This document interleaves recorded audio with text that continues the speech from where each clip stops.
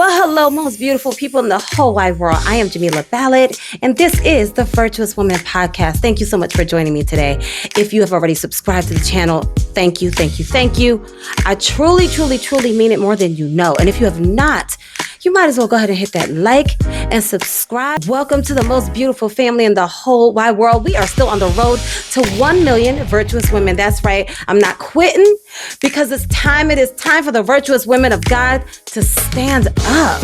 And gentlemen, you are welcome here as well. Go ahead and share this video with a virtuous woman in your life. Okay, so what are we talking about today? Again, we could just call this part 2, Dr. Cheyenne Bryant. Why are we still calling her doctor at this point, lady?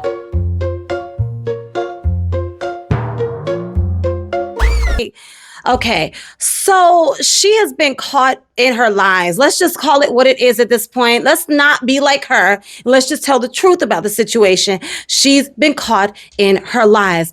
But see, I blame social media for this, because if social media had not created this whole platform and likes and followers, and as long as you got likes and followers, and as long as you're getting clicks, then we're going to pretend that you're bringing something really valuable to the world, then we wouldn't have this problem. We wouldn't have this problem. But anyway, what a tangled web we weave when first we practice to deceive. So this woman is just lying and lying and lying. She's actually on a book tour right now.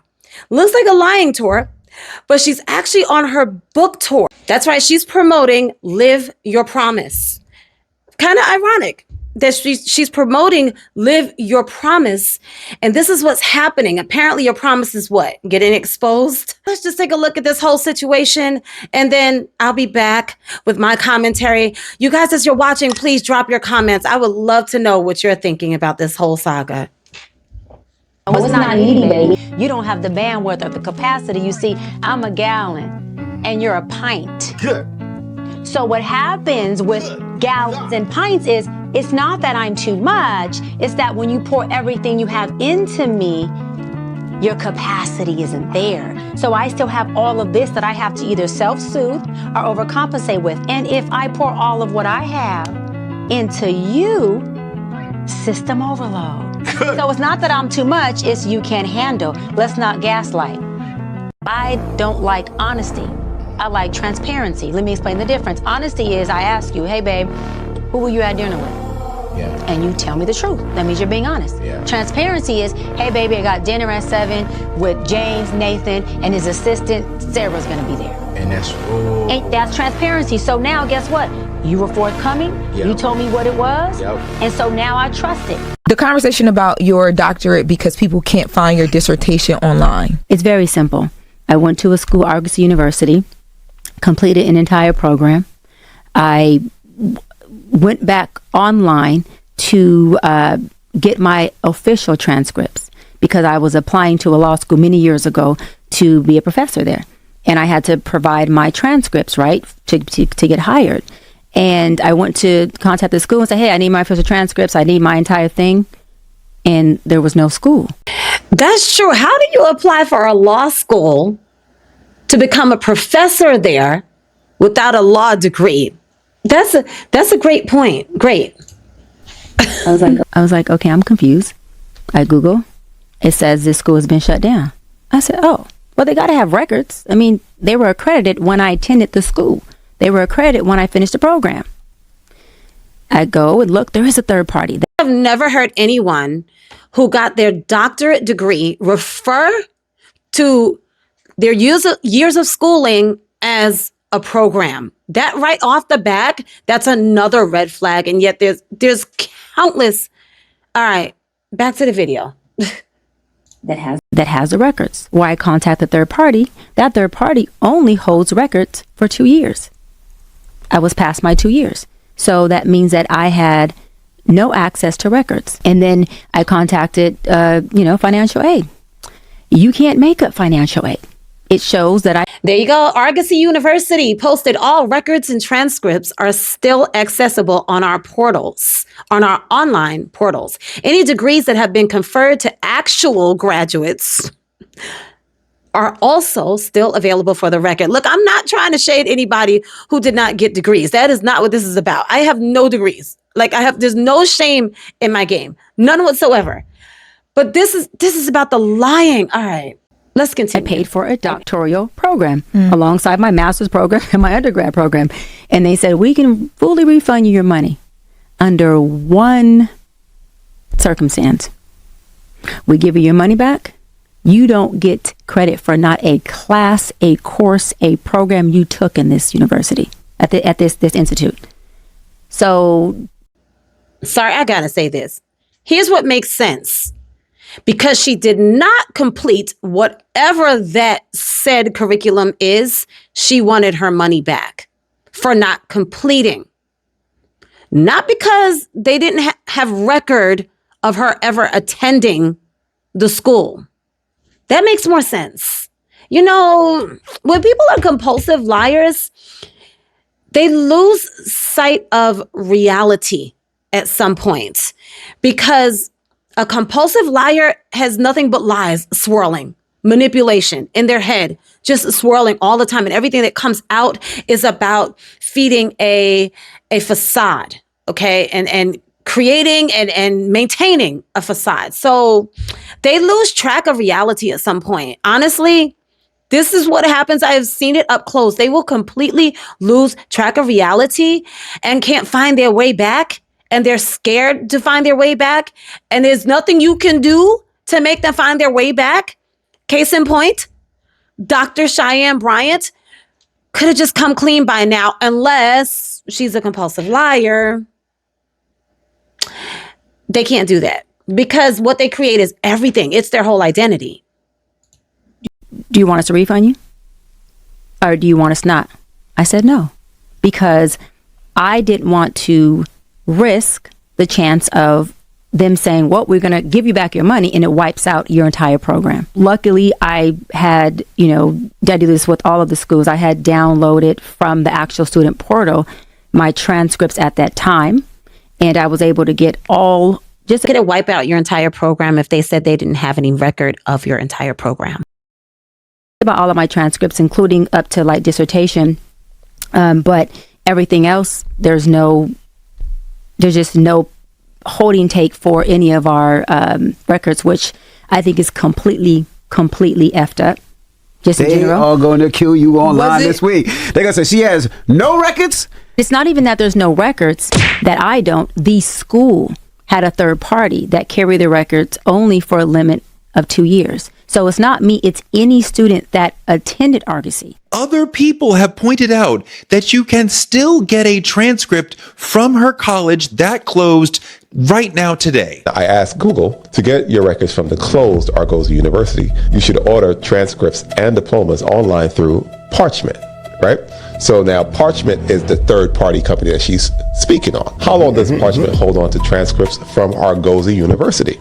Parchment generally maintains access to digital records for closed institutions like Argosy University, often holding them for decades or indefinitely. Today, May the 13th, 2026, I went ahead and I paid to see if I could get my transcript and how long it would take.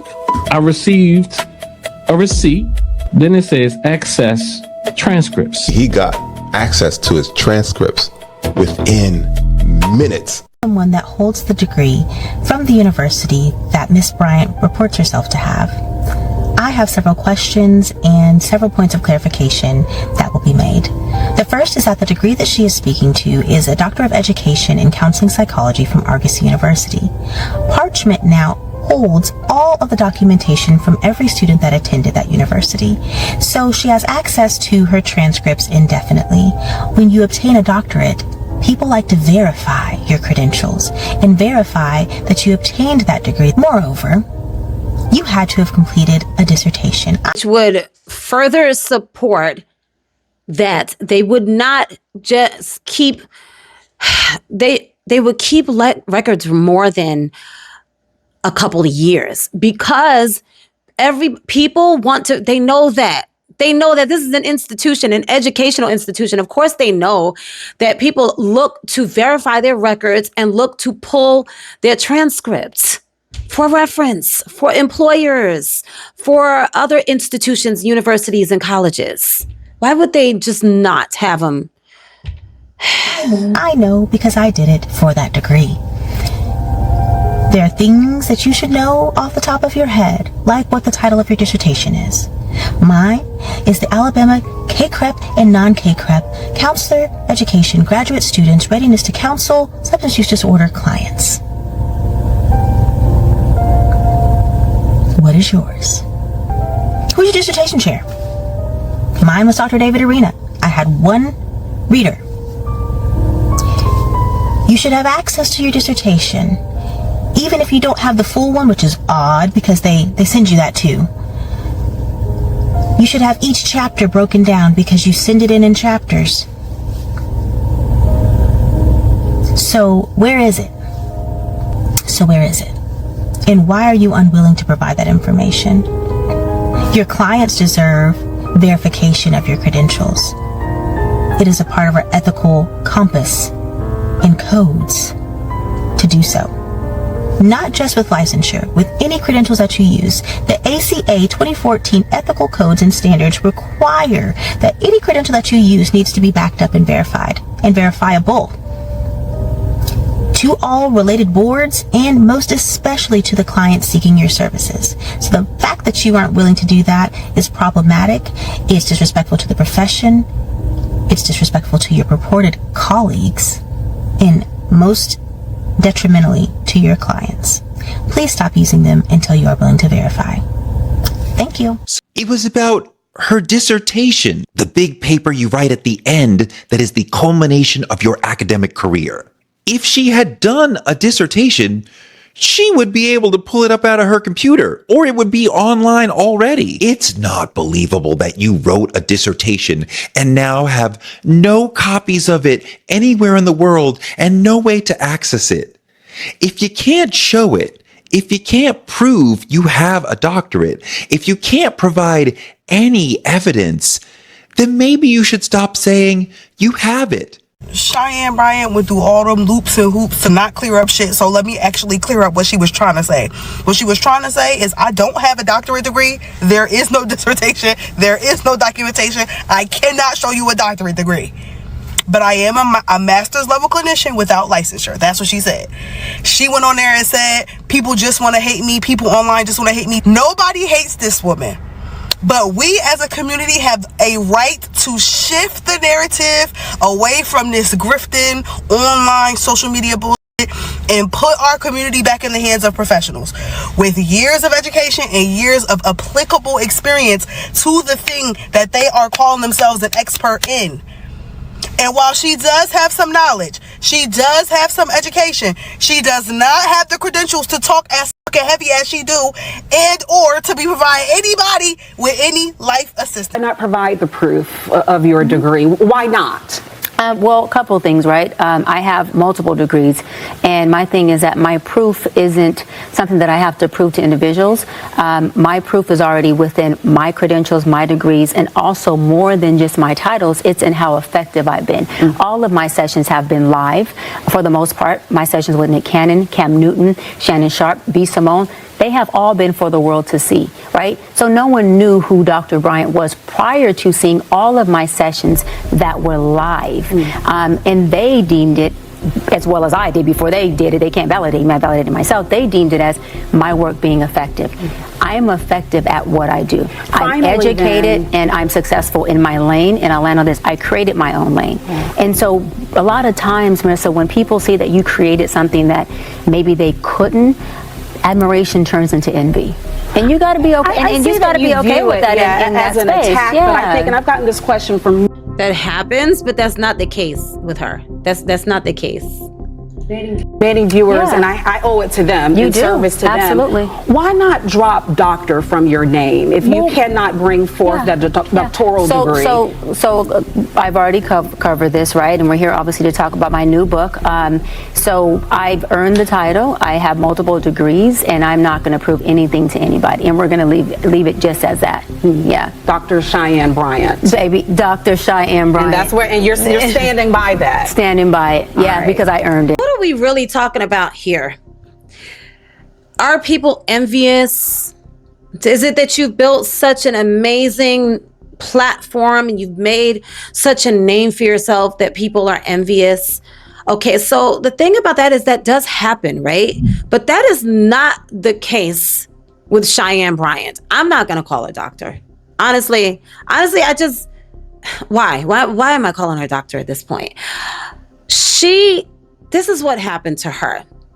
Accountability. It's a bunch of things. It's a bunch of issues with her. She's on tour promoting her book. What she did not account for was that in the process of her promoting her book, that it would be discovered and exposed that she's not the doctor that she claimed over and over to be. She claimed, even when Cam Newton interviewed her, she claimed that she was Ray J's psychologist doctor. Yes, that's what she said. That's her words verbatim, that she was his psychologist doctor. So I don't know if she was trying to switch and her brain was just, her mouth was moving so fast that her brain hadn't caught up. I don't know. But that's interesting. Psychologist doctor. So I just think at this point, she is so gung-ho about promoting this book that she's continuously showing up for all of her appearances that were meant to promote her book. However, all that everybody is interested in is, why did you say you're a doctor? Where is proof of your degree? Where is your dissertation? Why is there no proof of a dissertation? Look, I said this in my last video. I was studying for a real estate license, and the amount of emails that I got, calls that I had to make to the school, material that I had downloaded, online, and classes that I had to attend. It was like, and that was real estate. That was for a real estate license. So I cannot imagine, there's no way at this point, like, I can't even give you the benefit of a doubt anymore. There's no way you got 2 degrees and a doctorate. As I explained, my husband and I had been approached by people who were selling honorary doctorate degrees. And we politely declined because I feel like there's no need for me to pretend. I don't feel like I have to pretend. I was coaching women. I was ministering to women. Never once did I say, and by the way, it is legal to be a coach with no degree. Never once did I say I'm a psychologist, I'm a social worker, because you need a degree for that too. Never once did I even did casework for a short period. But you can't just say you're a social worker without a degree. So there's never once did I say that I was a doctor, certainly. That I was, that I have a degree in psychology, anything like that, because I already know, listen, there's a thing called integrity, and either you have it or you do not. So clearly she has no problem with lying.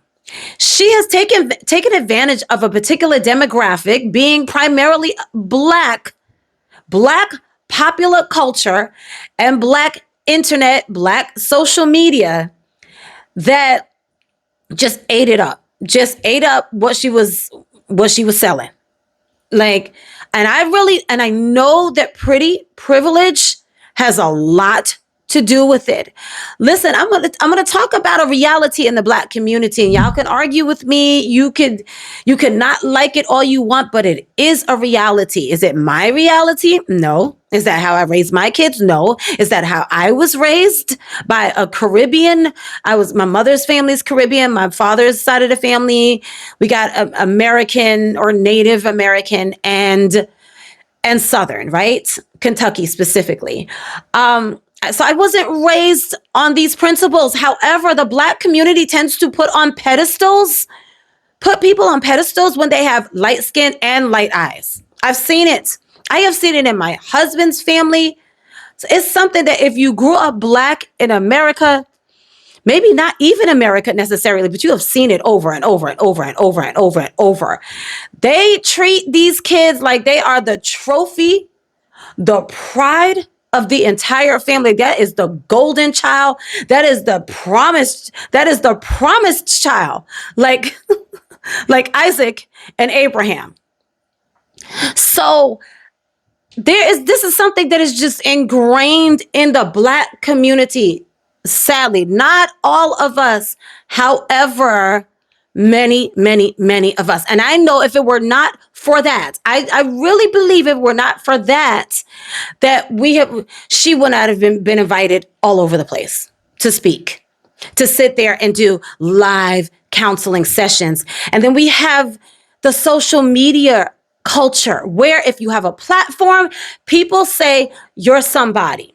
If you have a platform, followers, getting likes, high engagements, it equates dollars. That's the new world that we're living in. It just is. So what happens is once you become very, very popular is that everybody wants to talk to you. Everybody wants a piece of you. Everybody wants you on their platform. And that's just how the internet works.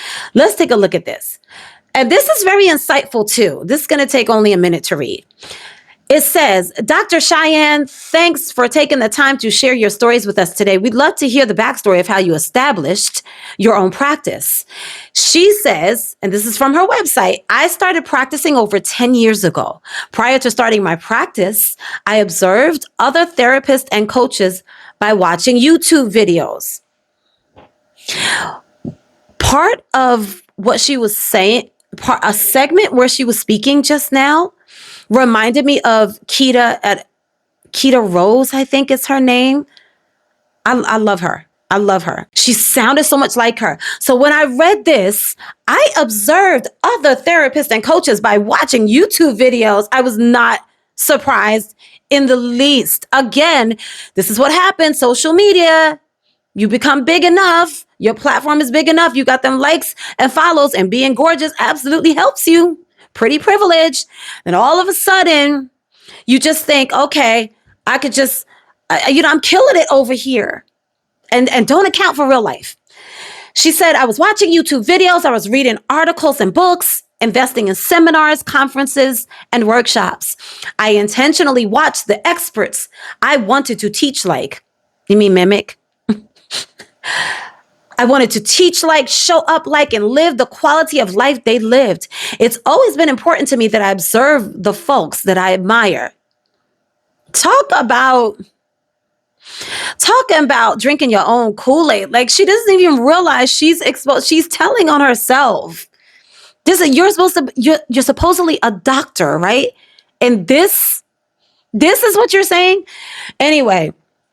It's always been important to me that I observe the folks that I admire, those whose decision-making skills I respect, and those who breed the results I desire. Obvious, you've been studying these people. The biggest mistakes people make are not investing in their personal and professional development, being mentored by the wrong people, and not obtaining the experience needed to evolve into who and what they want to be. It's given you're just a really good con artist, ma'am. Because this is what con artists do. Oh boy. She spelled it out right there. She said the biggest mistakes people make are not investing in their personal and professional development, being mentored by the wrong people, and not obtaining the experience needed to evolve into who and what they want to be. The main steps opening up my practice were figuring out my audience and client base. Obviously, there is no practice without clients. So next, I had to find an affordable office space. Where's the degree in there? Where's the I went to school and I studied? Okay. Next, I had to find an affordable office space or location that would allow me to pay my overhead and still make a profit. Following that, I decided the monthly income I wanted to obtain. And once that was decided on, I calculated how many clients with my given rate I had to see in order to reach that goal. And my client caseload goal was set on that. Lastly, I had to brand and market myself. So I hired an intern assistant, internal social media and marketing manager, and branding team. I'd highly recommend that you hire as many interns as possible to save money. The only thing I would have done differently was opened my practice sooner, trusted myself more, and took more chances instead of being conservative at the beginning. The advice I would give young professionals who might be considering starting their own practice is start now. Don't wait for the right time. Don't wait for the right time, including getting a degree first. The time is always right. Dive into your industry and gather as much experience as possible because words don't teach, experience does. Get a mentor that has the personal and professional lifestyle you desire. Spend as much time with them as you can. Ask every question that comes to mind and ask them how you could be of service to their practice. The quickest way to wealth is through service. Okay. So let's go ahead and look. I'm gonna look at her pictures because here's right here. Right here is why nobody asked questions. I have to wonder if all these men who were so interested in interviewing her just saw pictures. And if you see some of the other pictures that are online, I mean, I guess I can't blame them because you know how men are. You know how most men are, not godly men. But and even they still, you know, their eyes are just different. They're different than ours. They just are. So yeah, I think what happened was she took off on social media. She grew probably bigger and maybe even faster than she could have anticipated. And now everybody's asking out here in the real world, based on what they saw, particularly those that have their degrees, where'd you go to school? So where'd you go to school? They want to know, are you credible? And at this point, you do owe the public and your clients an honest answer. You just do. Guys, tell me what you thought. What did you think about some of the things that came out of her mouth? Because there was a lot of red flags. Did you catch the same red flags that I caught? Did you catch some that I didn't catch? Or some that are not even out there that you haven't even heard? This whole situation is very interesting. I don't know. I feel for her because I feel like if you continue with this book tour, and even if you don't, like, you're going to end up losing, you might end up losing everything, all the profits and all the money that you've made too from the book sales. Her publisher, Hay House, has the right to sue to get their money back. They may seek financial restitution. I hope for her sake that they don't. Listen, if you enjoyed this video, go ahead and give me a like. Please subscribe to the channel. It really helps me out. I truly appreciate you taking the time to hang out with me today. And until next time, please remember that the most beautiful woman in the world is not just attractive on the outside, not just the outside, boo-boo. That would be a virtuous woman. Yeah, that's right. The most beautiful woman in the world. It's a virtuous woman. See y'all next time.